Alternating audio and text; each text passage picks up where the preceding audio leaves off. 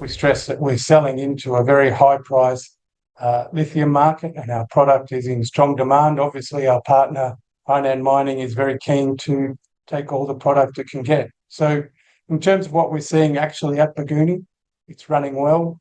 We're transporting to the port, we're shipping to China, we're receiving income, and we're operating well.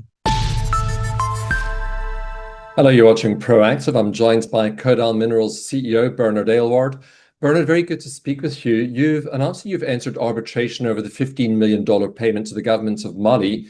This dates back to 2024. Can you tell us the latest? Yeah, good morning, Stephen. Look, the announcement went out today, just clarifying that we have had several discussions between ourselves and Hainan Mining relating to this indemnity claim from Hainan relating to the MOU signed with the Mali government for the transfer of the mining license to our mining company in Mali. And Hainan have claimed an indemnity under our financing agreement, and our position was that indemnity did not apply in this situation. Our discussions really haven't led us to a resolution, and we're happy to see it go to a third party for a decision and advancing.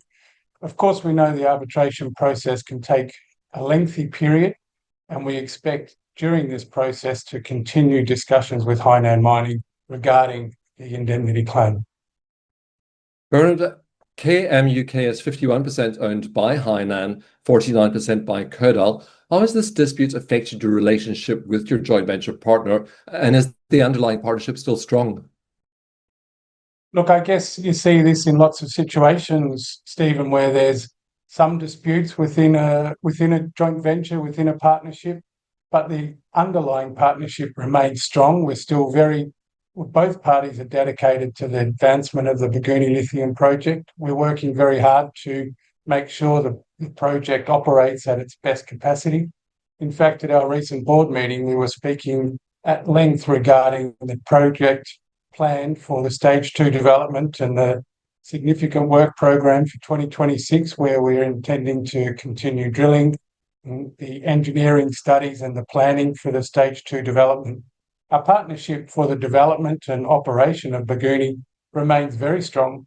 I think the situation with this arbitration is just a reflection that we've got two parties who have diametrically opposed views, and we need a third party to help us resolve that. Okay, give us an update on what's happening on the ground at the Bougouni Lithium Project at the moment, Bernard. Are shipments still continuing? Sure. Well, look, on site, we're actually obviously doing well, continuing with the mining and the processing. We are reaching nameplate. We're probably a little bit short in January and February, but the operation has been going very well. Blasting and mining has improved. We're building up the ROM stockpile again to make sure we're ahead of the situation that will arise with the wet season, and we're full steam ahead with trucking of product to port. Happy to say that our second shipment left in early February. We received the initial 95% payment of just under $24 million for the just under 20,000 tonnes that was loaded onto that vessel. It's expected in Singapore in the next week, and then on to Hainan shortly after that. That side of the business is going very well, and we're anticipating a third shipment in late March or early April.